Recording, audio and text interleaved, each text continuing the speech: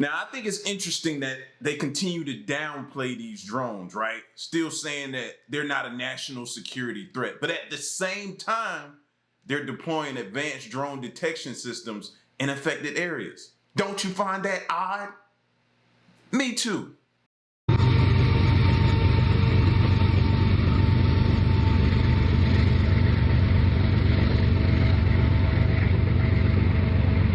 What is going on with this fog? There's been so many people in different cities, different states, and different countries talking about this fog that's appearing over cities that is weird and it smells different. And it's not natural either for the time of year or the way it looks is a little bit odd. And I've seen videos from the UK, from Canada, from so many states in America right now that is talking about this fog. And the reason this is important is because different things keep happening, right? Because the Dior bags apparently don't exist and they're covering it up. And some of them were leaving certain trails that people believe to be unnatural and harmful to us. And now that there's what is going on. You know one thing that it made me think about recently? Chemtrails. Chemtrails, right? That left your brain for a while, right? So many other things going on, you forgot about chemtrails as well. Don't worry, I'm on it. I'm on it.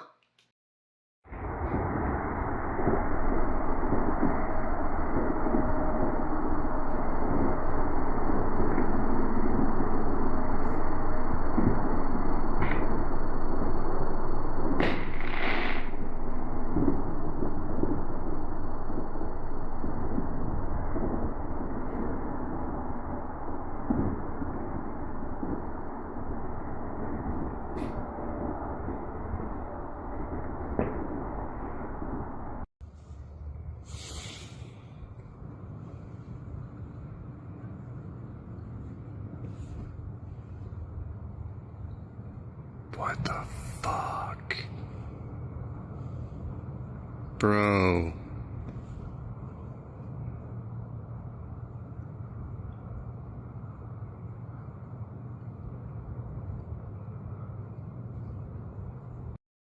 Alright, so we're out here in South Houston, and we over here looking east. And look what I'm looking at. Oh my God, what the fuck? Look at that. See, y'all keep saying it's the moon and airplanes and all types of, goddamn airplane, dude. Look at that shit. Look right there. I know you can see the lights from the camera bouncing off, but that's not what I'm talking about. I'm looking at this stuff. I already know some of you haters are going to be saying something. Look. Oh my God. What the fuck? Shit.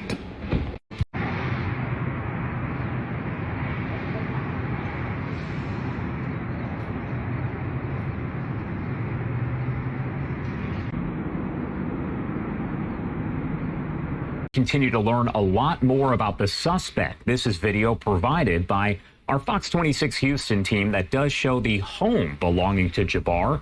Now, the Federal Bureau of Investigation has announced that bomb-making materials were found inside the 42-year-old's home. That is according to a release put out by the FBI. Don't worry, I'm thinking the same thing, bro. Like how, and I get it, some people can make that stuff out of almost anything. You know what I'm saying? But you just be like, how do they get their hands on this stuff? Or who teaches them how to make it? Or all of that stuff is playing in my mind right now. In that release, officials said they are working diligently to further the investigation and evaluate evidence, interview victims, and analyze tips related to the attack on Bourbon Street. Officials said that 2 days into the investigation, the FBI had received almost 1,000 tips, and leads have been sent to the FBI field offices all over the country for investigation. FBI officials stated that as of Thursday, all evidence recovery along Bourbon Street and a short-term rental home over in New Orleans that was used by Jabbar have been completed. While over at the location of that short-term rental, FBI officials said bomb-making materials, which were rendered safe, and other items were found and collected for further processing. FBI special agents located similar materials, they say, at the search of Jabbar's home. That is over on Crescent Peak Drive in Houston, and you can see some of the video there on your screen. The Bureau of Alcohol, Tobacco, Firearms determined that Jabbar was the only person who could have had access to the home when the fire was set. The ATF also determined that Jabbar set a small fire in the hallway and strategically placed accelerants all throughout the house in his effort to destroy it and other evidence of the crime. However, officials said that after Jabbar left the home, the fire burned to a point that it did extinguish itself prior to spreading to other rooms, allowing for the recovery of evidence, including precursors for bomb-making material and a privately made device suspected of being a silencer for a rifle. All right, now that part there, that seems a bit suspect to me, right? Because if you know anything about fire, when it smothers itself out, that means it hasn't had oxygen, right? It usually, that's the reason why if it's contained inside of a home and it goes out after burning, that means there's no oxygen. So as soon as you open a door to introduce oxygen to it, boom, right? You normally get like a backdraft situation, right? So we don't see that. So that makes me think it's more people. Just me speculating. That makes me think it's more people. How are you gonna sit here and just say it smothered this up? And they said the fire happened while he was over in Louisiana getting into a shootout with police. It happened after that, like somebody was covering up evidence. So now I'm confused. What are you saying at this point? I don't see where nobody cut a hole. Used to it when I was a firefighter and you go to a situation and you see the signs of a possible backdraft, the only way to prevent that from happening is to cut a hole in the roof. You had to cut a hole in the roof, preferably over the fire, if you knew where the location of it was or whatever, but you try to cut a hole in the roof and ventilate it. This makes no sense to me. Evidence collected from multiple sites are being evaluated to further the investigation. Now, the FBI said that. And bro, you know they came in here not playing. Look at that door. I looked at that door about 5 times. Each time I look at it, I say, yo, they were not playing. They came in here like, I know they were looking for him aggressively. During his attack on Bourbon Street, Jabbar intended to use a transmitter that was found in the F-150 truck to detonate 2 IEDs that he placed on Bourbon Street. The transmitter, along with 2 firearms connected to Jabbar, is being transported to the FBI lab for additional testing, as well as clothing and shell casings from the truck. FBI personnel also evaluating terabytes worth of video and other data collected by street cameras that are monitored by the New Orleans Real-Time Crime Center. The FBI said they are continuing to surge resources from across the country to assist the field office in New Orleans, in addition to FBI special agents and personnel based in Louisiana. More than 200 additional personnel have been brought in to assist in the investigation in order to process evidence, support victims, and investigate leads and tips. Personnel support includes, but is not limited, we're told, to special agents, victim specialists, and but whoever said this Joker looked like me. They don't look like me, bro. I don't look like him, man. Y'all foul for that. Somebody said that in the comment section, and I saw that too. I don't even think I liked your comment after you said that anyway, but they don't look like me. Evidence technicians, specially trained crisis management personnel, and intelligence analysts. The FBI says the number of victims killed in the attack does remain at 14 people, with a total of 35 others injured. Officials said they expected the number of injured to rise as additional people either take themselves to hospitals with injuries or ask for assistance from the FBI. The investigation into the attack ongoing, and officials said they will provide additional details as necessary. Again, you are taking a look inside of the home and outside as well in this video provided by Fox 26 Houston. They also had a chance to go inside and filed this report. Following a 17-hour investigation at Shamsuddin Jabbar's mobile home in North Houston that began on Wednesday, the FBI returned on Friday to continue searching his home. It could be that they felt they overlooked something, or as a result of the search, they found something within documents or a piece of forensic or physical evidence that caused them to say, hey, we need to go take another peek. The Harris County Bomb Squad also showing up and collecting evidence. A car was also towed during the second Houston investigation. This comes after multiple people and media entities entered the mobile home, taking pictures and videos of Jabbar's belongings. I'm not trying to criticize law enforcement, but I thought it was odd. Search warrants I was involved in, we always sealed the scene afterwards, sealing it so people can't make entry, and it maintains the integrity of the site. Not only for the privacy of the individual that owns the property, but also to maintain the potential integrity of a follow-up investigation. And we have spoken with some experts who have agreed there, saying that it is very interesting that folks were allowed with cameras inside of the home as the active investigation is still underway. This is purely hypothetical. This is purely theoretical. This is purely a hippopotamus, okay? Hear me out. We all know about the drones in the sky. Have y'all noticed more fog advisories in your area? I have. I've seen a shit ton of fog advisories all across the country, okay? I think the drones and the fog, they're connected. How the fuck could these two things be connected? Well, it's called smart dust, and it was developed by DARPA in the mid-1990s. Smart dust is a system of tiny wireless sensors that can pick up vibrations, light, temperature, all kinds of shit, right? And this smart dust can be introduced anywhere. It can be introduced to a human body. It can be introduced to an atmosphere. These sensors even have communication capabilities, so they can report back to whatever the hell they're reporting to begin with. Sometimes they're even little mini computers floating in the sky or in a body or wherever they want to put this smart dust. Now, DARPA claims that smart dust is only used for research, and of course, everything there is top secret, so we'll never actually know what they're using smart dust for. Now, how are the drones connected? Well, this smart dust needs a battery to keep it going. And the smart dust has to be dispersed somehow. If you were going to create a force field of sensors to pick up all these readings, wouldn't you want it in real time? Why would you want how hot it is somewhere or what the vibrations were somewhere 20 hours later? No, you want it in real time, right? And what if the smart dust fucks up? What if it needs to be recalibrated or adjusted? It'd be perfect if there was a drone right above it. This is purely hypothetical. This is purely theory. She got a point, bro. She got a point the way she breaking it down, fam. And I got a question for y'all. How have y'all been feeling lately? Any odd symptoms or anything like that lately that you don't normally deal with? Start monitoring your health and stuff, man. With everything going on, the fog and all of this type of stuff, the chemicals that the drones could or couldn't have been spraying. Monitor yourself, man, as much as you possibly can, bro. If you feel something ain't right, say something. So I've seen everyone online talking about this possible fog going on outside tonight. I'm up here in Newaygo County, Michigan. I decided to step outside and just give you guys a first-hand look. No photo editing, nothing special, just outside my house next to this light here. Yeah, and it does have a smell. Honestly, I'm kind of surprised. I didn't believe all the posts about it. Anyway, take it for what it is. You guys all have a good night. Smart dust? Ever heard of it? Listen, I'm just catching up on this whole fog situation. What if? Let me just tell you what smart dust is. You know what? I'm not even going to speculate anything. I'm just going to make the public aware of smart dust if you don't know. It's the size of a grain of sand.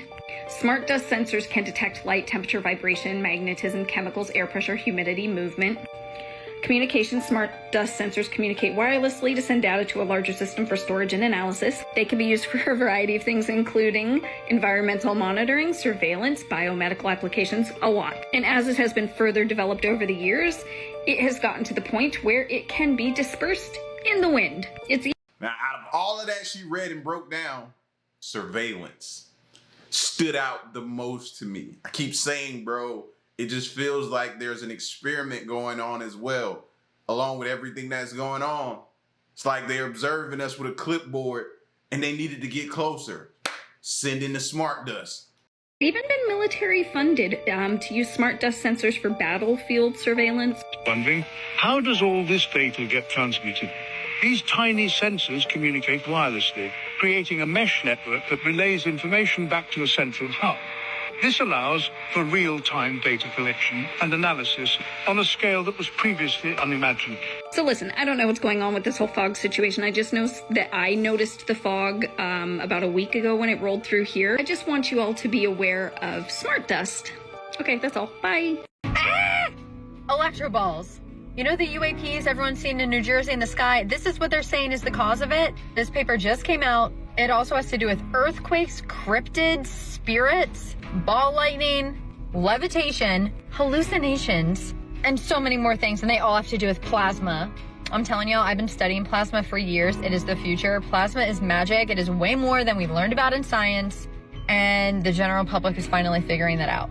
This is a super interesting article, so you're going to want to stay tuned. You can also look it up yourself. It's 16 pages. Let's just get right into it. No funny business. So, exploring the link between paranormal phenomena and plasma balls. Many strange phenomena like UFOs, poltergeists, or ball lightning can be what they are calling electro balls. We live in a science fiction movie. Or plasma-like forms with electrically charged layers. I'll tell you what that means. Basically, they go on to say they're abstract, which is kind of a summary of what they're proposing. This article explores the relationship between many paranormal phenomena and a proposed type of plasma ball with two electrically charged layers, referred to in this paper as electroballs. It provides a framework to explain these weird phenomena as different manifestations of electroballs, like we're in Pokemon, and the mechanisms behind them.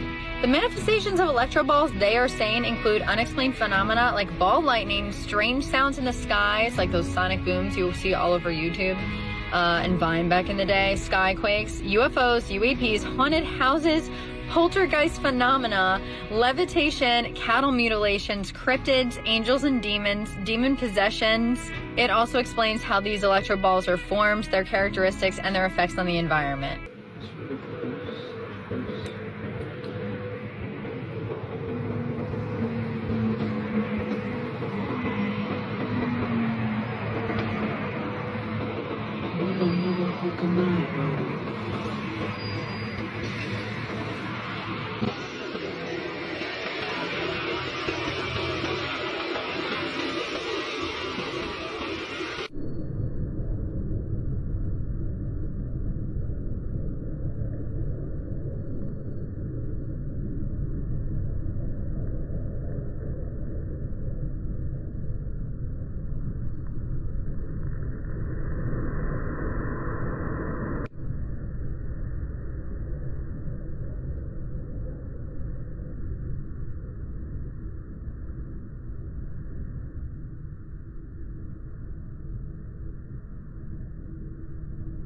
Is it just me or these jokers seem like they're becoming more active?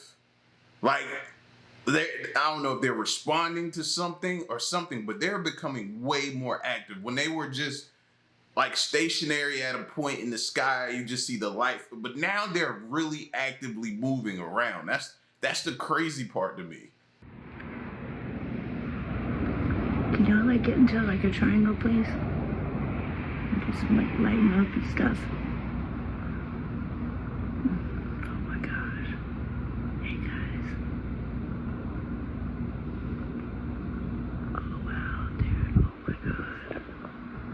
Oh my God. Wow. Oh my God, they're getting to a triangle. What? Oh my God. Oh my God.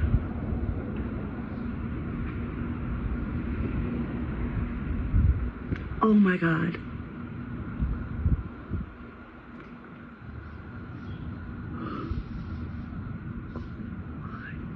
But y'all telling us that's nothing. That right there, what we all just saw with our own eyes, is nothing, right? That's nothing. It just got into a formation. That's nothing. Okay. Oh my God. Oh my God. Dude, that's New York, bro. Oh my God, it's an orb.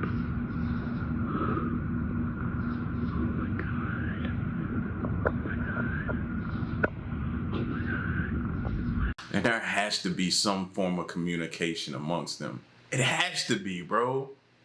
You know what I mean? They're not colliding with each other or anything like that. You don't see any collision. There has to be some type of communication going on between them. My fucking God. Oh my God. Oh my fucking God. Oh my God. Oh shit. Holy shit. Hey. Hey, y'all. Hey. Love you.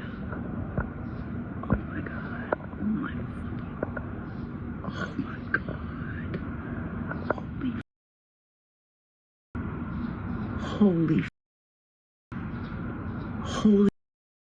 So are the orbs plasmoids? There's been so much talk of these potentially being plasmoids that I felt, let's take a look at it. Okay, so one of the theories is that Princeton or one of the labs in New Jersey had an accident and released some plasmoids. Another is that the U.S. Navy created plasmoids. They filed a patent, as a matter of fact, to misdirect missiles. First of all, the U.S. Navy patent. That's for plasma filaments, and they create 3D, 2D, 3D objects in the sky.